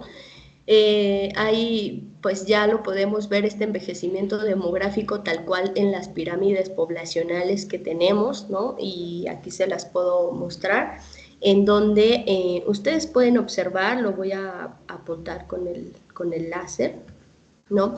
Ustedes pueden observar aquí en esta pirámide, para mí del lado izquierdo, en 1990, pues teníamos una pirámide, ¿no? Tal cual, bien estructurada, bien hecha, ¿no? De nuestra población, en donde, sobre todo poblaciones de niños y niñas, pues teníamos un gran número, ¿no? Y de personas adultas mayores, pues casi no existía, ¿no? Casi no había personas adultas mayores, eran datos muy, muy bajos, ¿no? Y ahora estamos hablando de 1990, ¿no? Para el año 2024, es decir, el año pasado, que son pues todavía no hay actualización del 2025, pero el 2024 sí, vean cómo pues está nuestra pirámide poblacional en México, ¿no? Ya son menos los niños y las niñas, más personas adultas, pero vean cómo estamos hacia en el número de personas adultas mayores, ¿no? Esto, pues de alguna forma, si lo vamos viendo así como va, pues en próximos años vamos a tener más personas adultas mayores que niños y niñas, ¿no? ¿Por qué? Pues si lo vemos tal cual así, estos niños que estaban en 1990, hoy en día se encuentran, ¿no?, en esta etapa de la adultez, ¿no?, entre 30, 40, 50 años. Ahora, esta suma de 30, 40, 50 años se va a encontrar ahora en próximos años, pues como personas adultas mayores, ¿no? Entonces, este gran número que tenemos aquí abonado, pues va a pasar a la parte de arriba. Por ello se dice que en próximos años, ¿no?, pues nuestra pirámide va a ser una pirámide invertida, ¿no? Muy poco número de niños y niñas y un gran número de personas adultas mayores, y por ello es que a este proceso pues se le llama un envejecimiento demográfico. Esta es la pirámide poblacional de México, ¿no? Si ustedes llegasen a ver las pirámides, por ejemplo, de países ya totalmente desarrollados, pues ya ellos se encuentran ya en este proceso de envejecimiento. Son más personas adultas mayores que niños y niñas, ¿no? Entonces, pues también han ido trabajando estos países en esta reconstrucción de la cultura del envejecimiento y la vejez, ¿no? Sin embargo, en México, pues todavía tenemos ahí una brecha importante, ¿no?, para que todas las personas podamos ver este tema del envejecimiento y la vejez, y sobre todo no solo considerar todas las acciones que debemos de tener para esta cultura del envejecimiento, ¿no? Entonces, acá en la siguiente pirámide les estoy mostrando, ¿no?, ya tal cual una pirámide del 2024 que nos da las Naciones Unidas, por ejemplo. Quiero que vean ustedes aquí ya pues una pirámide en donde se observa como a mayor detalle, ¿no?, cómo se encuentra, y ustedes dirán, pues ya no es una pirámide, ya casi ya es como un panquecito, ¿no?, como ya perdió esta forma. Y pues es lo que les decía, poco a poco todas estas curvas de estadísticas que tenemos, pues van a pasar más adelante en poblaciones mucho más avanzadas, y es lo que vamos a ir teniendo, más personas adultas mayores. Incluso nosotros, ¿en qué área nos estamos encontrando, ¿no? ¿En qué momento de estas edades estamos? Y hacia 2000, a lo mejor 50, ¿cuántos años vamos a tener, no? Hagan un cálculo, en qué parte van a estar, ya van a ser personas mayores o todavía no, ¿no? Entonces, este es un escenario, pues, que sí debemos de ir analizando, y que pues ustedes van a decir, pero ¿por qué llegamos hasta aquí, Yayeli, no? ¿Por qué se dio este envejecimiento demográfico? Y pues existe una explicación del por qué nuestra pirámide se encuentra así, y es justo por la transición epidemiológica que hemos tenido pues a lo largo de la historia, ¿no? En donde teníamos una primera etapa en la historia en donde existía una elevada mortalidad y fecundidad, es decir, así como nacían personas, también morían. ¿Pero por qué morían? porque en ese tiempo pues existían enfermedades infecciosas contagiosas, enfermedades no transmisibles, pero no controladas, que no existía un tratamiento incluso, ¿no? Y por tanto, pues había también una baja esperanza de vida. Esto, pues, contribuyó justo a que nuestra pirámide se mantuviera como pirámide durante, pues, un gran tiempo, ¿no? Posteriormente dijeron, bueno, pues es que no es posible, ¿no? Tenemos que ir pues haciendo que la esperanza de vida pues sea mayor, que las personas no estén muriendo tanto, atender las enfermedades y demás, ¿no? Entonces empezaron a dar pues los tratamientos hacia enfermedades no transmisibles, porque incluso, ¿no? Personas que tenían diabetes, que tenían hipertensión a los 40 años estaban muriendo, ¿no? En ese tiempo. Hoy en día no sucede. Hoy en día hay personas que tienen 60, 70, tienen hipertensión, tienen diabetes, pero se mantienen controladas, ¿no? Entonces, se da este tratamiento hacia esas enfermedades, pero también se atiende las enfermedades contagioso-infecciosas, ¿no? A través de las vacunas. Una de ellas también fue la planificación que se hizo hacia las enfermedades de transmisión sexual, por ejemplo, ¿no? El que se utilizaran métodos anticonceptivos también o dio un impacto hacia que incluso la fecundidad se viera afectada, ¿no? A través de que se quería controlar las enfermedades, ¿no? Transmisibles, pero también esto fue provocando pues que al utilizar estos métodos anticonceptivos pues bajara la fecundidad, ¿no? Y bueno, entonces tenemos y pasamos entonces a una segunda etapa de la transición epidemiológica, donde pues a partir de estos tratamientos hacia enfermedades, de esta planificación de métodos anticonceptivos, de las vacunas hacia enfermedades infeccioso-contagiosas y demás, pues hizo que hubiera esta disminución de la mortalidad y de la fecundidad, incrementara la esperanza de vida, y lo que siguió predominando fueron las enfermedades no transmisibles, pero han estado controladas, ¿no?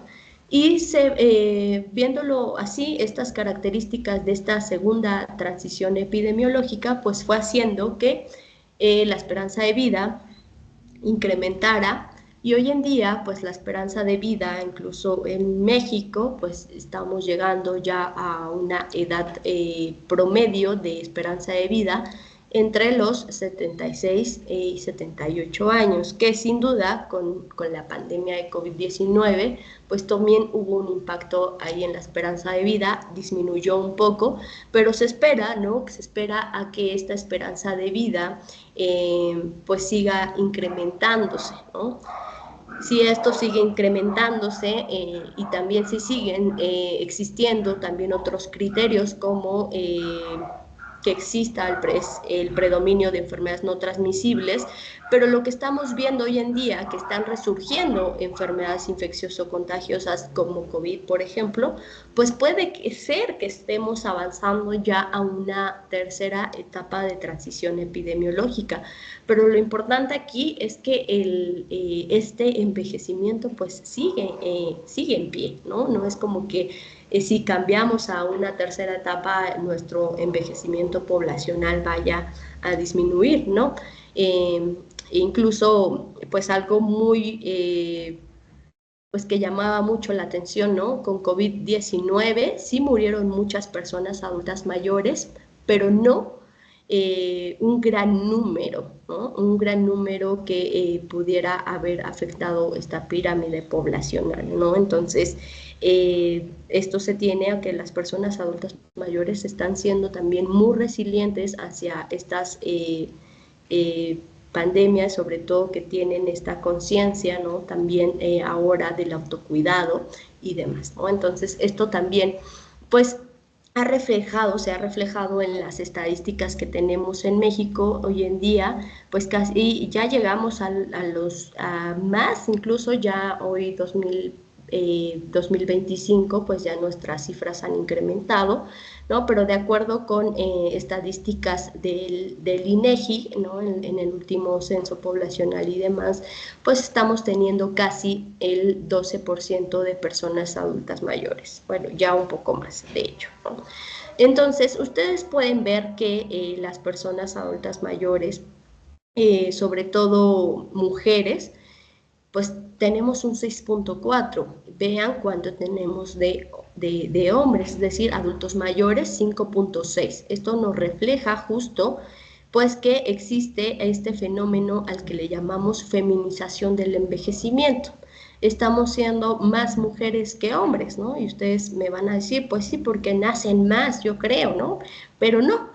La realidad en cuanto a estadísticas de nacimientos registrados, por ejemplo, en el 2022, los nacimientos que se tienen más son de hombres que de mujeres, ¿no? Entonces esto nos da y nos lleva justo a entender que el autocuidado también, esta parte, ¿no? del género, de las perspectivas de género en cuanto a salud, pues también influyen mucho en que la población, o en que mujeres sobre todo, pues estén teniendo mayor esperanza de vida.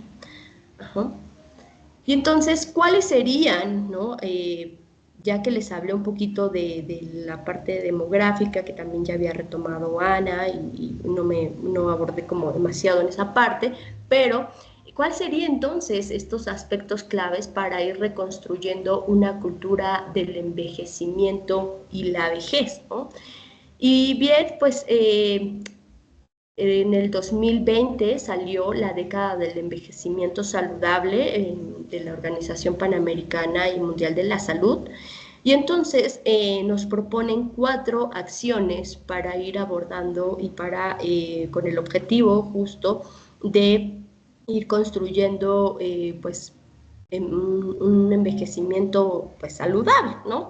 Y en este caso nos proponen 4 acciones, y la primera es la que vamos a ir retomando en este tema, ¿no? Que es justo cambiar la forma en que estamos pensando, sintiendo y actuando hacia la edad y el envejecimiento, ¿no? Ese sería como el primer punto que nos va a ayudar a reconstruir esta cultura del envejecimiento, ¿no?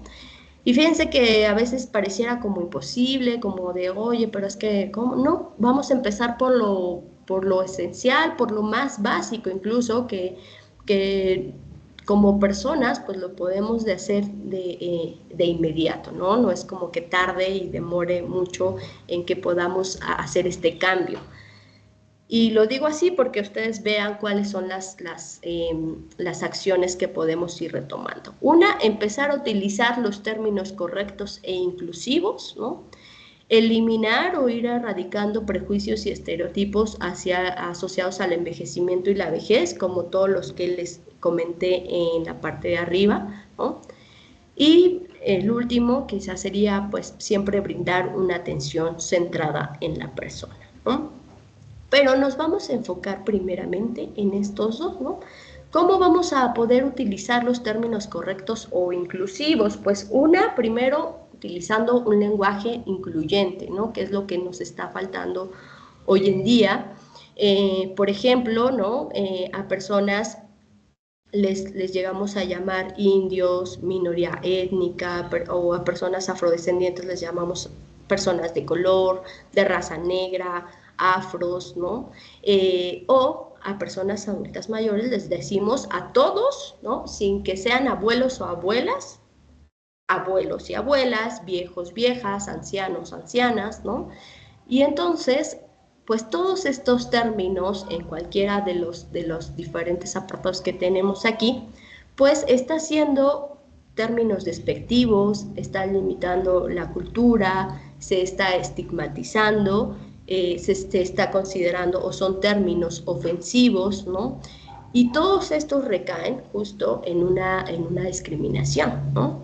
Entonces, por ello es importante que hoy en día empecemos a utilizar este lenguaje inclusivo, en donde ya lo mencionaba Ana, ¿no? En la Convención Interamericana y desde la Constitución y demás, lo que nos hace sujetos de derechos es ser personas, Por ello, el término persona siempre debe de estar ante cualquier otro adjetivo, ¿no? Por ejemplo, persona indígena, población indígena, persona afrodescendiente, persona afromexicana, persona de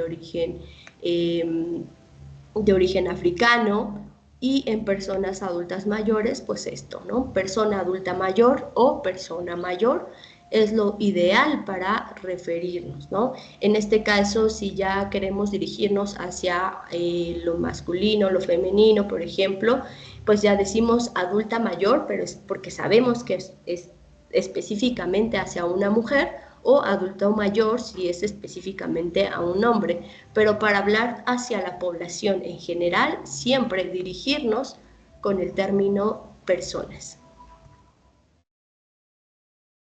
Y bueno, otras acciones que también nos van a ir ayudando a reconstruir esta cultura, pues es que ya no hay que asociar la vejez con enfermedad, con discapacidad, con fragilidad, con vulnerabilidad o dependencia, sino cambiarlo justo a ir fomentando un envejecimiento saludable en todas las etapas de la vida, mantener esta participación dentro de las comunidades, por ejemplo, ¿no? Esto que se suma a lo del lenguaje inclusivo, pues también usar pues los términos reales, ¿no? No llamarle a una persona que no es abuela, que a lo mejor no tuvo ni siquiera hijos o hijas y no tiene nietos o nietas, pues decirles abuelos, ¿no? Porque no lo son, ¿no? Entonces, abordar esta parte real o bien preguntarle a la persona, ¿no? Siempre es importante que le pregunte a la persona si ya me voy a dirigir de forma ya muy cercana, pues siempre preguntarle su nombre, cómo se llama y cómo le gustaría que le llamase en este momento, ¿no? Eso va a hacer mucho la diferencia y nos vamos a evitar justo en recaer en usar estos términos despectivos y que están asociados a estos estereotipos y prejuicios, ¿no? También otra parte, pues, es que dejemos de infantilizar a las personas mayores, ¿no? Hoy en día el lenguaje está también muy infantilizado, sobre todo a esta población, porque se tiene el prejuicio de que pobrecito o pobrecita, ¿no? Ya no escucha, ya no entiende, ajá, y demás, y entonces esto pues ha hecho que incluso el lenguaje hoy en día hacia personas mayores sea infantilizado, es decir, ya les decimos, préstame tu bracito, vamos a mover la cabecita, ¿no? Entonces, todo eso, pues hay que eliminarlo y tal cual, el lenguaje tiene que ser lo más normal posible, ¿no? Con los términos normales, reales, y esto convierte justo a que establezcamos una comunicación asertiva, sin utilizar etiquetas y sin estos prejuicios. Es importante también que representemos la vejez o describir a las personas mayores, ¿no? Dejemos de homogeneizar o de generalizar, ¿no? Siempre, pues el modelo que se utiliza es que si hablamos de personas mayores, es una persona enferma, encorvada, con dependencia, etcétera, ¿no? Y no, lo que es ideal para reconstruir esta cultura es mostrar representaciones diversas y realistas, ¿no? Como la que tengo aquí arribita que les puse, ¿no? ¿Cuáles son los símbolos que utilizamos, por ejemplo, para personas adultas mayores o para, a lo mejor que son asientos que dicen que es específicamente para personas mayores? Pues este símbolo, ¿no? Este símbolo lo han visto, una persona encorvada y con un bastón. ¿Qué pasaría si el símbolo fuera así y solamente le ponemos aquí 60 años? ¿No? No recaeríamos justo en esta parte. Entonces las imágenes también, el cómo estamos representando, pues están hablando mucho de estos prejuicios y de esta discriminación que estamos teniendo, ¿no? Entonces es importante mostrar representaciones diversas, realistas, ¿no? Y sobre todo considerar que existe diversidad, ¿no? Que existe diversidad y que cada persona tiene gustos, preferencias y necesidades totalmente diferentes y que es muy importante siempre respetar su autonomía, es decir, que las personas decidan. Ajá. No hay que limitar esa participación de las personas o ignorarlas u omitirlas, todo lo contrario, ¿no? Escucharlas y respetar esas decisiones y preferencias, ¿no? Entonces, esto pues nos llevaría justo a esta reconstrucción del envejecimiento y la vejez, y es algo muy básico que podemos pues llevar a cabo todos como personas, iniciar con estos cambios que a lo mejor parecen muy pequeños, pero sin duda hacen una gran diferencia. Entonces yo con esto me quedo, no sin antes agradecerles por la escucha y bueno, ver si tienen alguna pregunta, alguna duda, pues este sería el momento. Muchas gracias. Jacqueline, bueno, muchísimas gracias por tu presentación. Creo que ya también contestaba bastantes inquietudes que se estaban presentando antes de cómo acercarnos a esta comunidad y cómo incorporar esta cultura de la vejez y esta perspectiva gerontológica, bueno, en este proyecto y ojalá más allá en nuestra cotidianidad, ¿no? Veo que hay una mano levantada, Paulo Saúl. Si quieres, por favor, abrir tu micrófono y prender la cámara.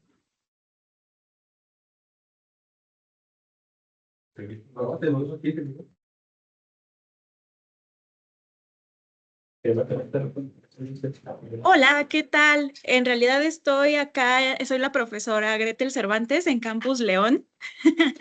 Y acá tienen una pregunta, mis alumnos que todo un grupo vio esta plática. Y es, ¿por qué en países en vías de desarrollo se considera 60 años la vejez y países desarrollados a partir de los 65? Muchas gracias.